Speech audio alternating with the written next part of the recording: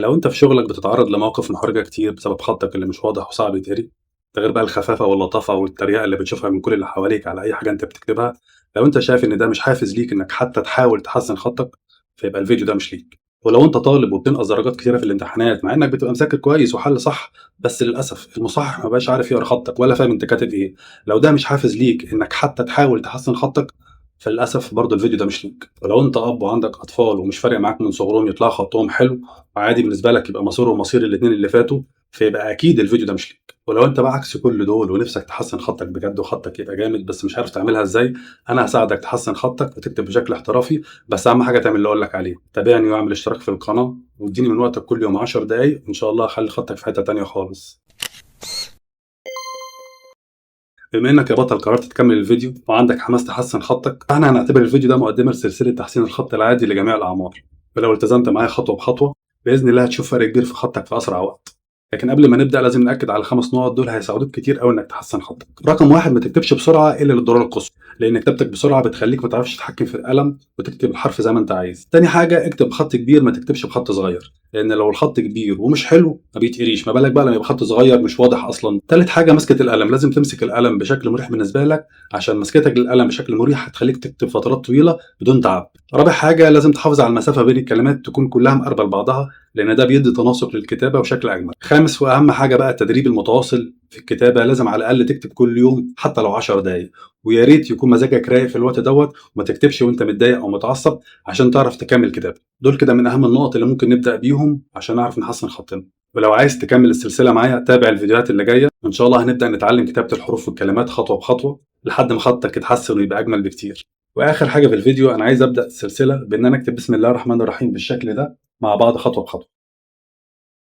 بدايه كده لما يكون عندنا حرف الب في اول الكلام وبعديه حرف س، حرف الب ما بيبقاش كده، ده كده غلط. لا، بنرفع السنه بتاعت الب، سنه الب بتبقى كبيره كده شويه، وبعد كده ندخل على السين عشان تبقى السنه دي اوضح من سنون السين. وبعد كده هنعمل كده مربع او مستطيل مفتوح من فوق، وبعد كده ننزل من تحت كده، نمشي خطوة زيادة عن الحتة دي، يعني المسافة دي نزود عليها سنة صغيرة بس كده. وبعد كده نيجي هنا كده نعمل الشرطة دي كده ونطول بقى كده، بس نطولها ايه لتحت كده سنة. وبعد كده نيجي هنا نعمل الميم. الميم عبارة عن بنطلع بيها سنة كده وناخد شرطة من هنا كده وشرطة كده، وبعد كده نقوم عاملين كده شرطة كده صغيرة.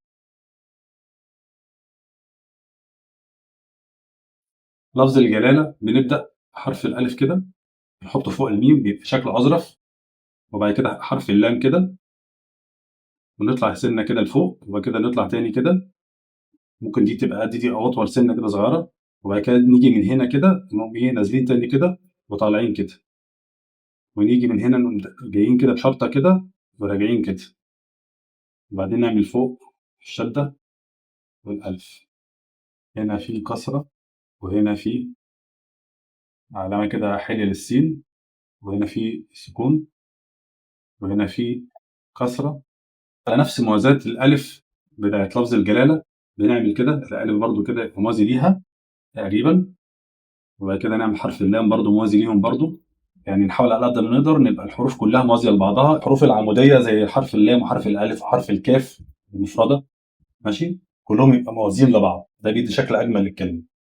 وبعد كده نيجي كده ونعمل حرف الر، بعد كده نطلع بيه سنة كده، بعد كده حرف الهاء كده نرجع بيه كده، نعمل حرف الميم كده، نقوم عاملين كده نازلين كده، بعد كده نكتب حرف النون أهو، والحرف النون هنا كده نحط نقطة هنا عشان احنا برضه هنلحم فيها حرف الألف كده.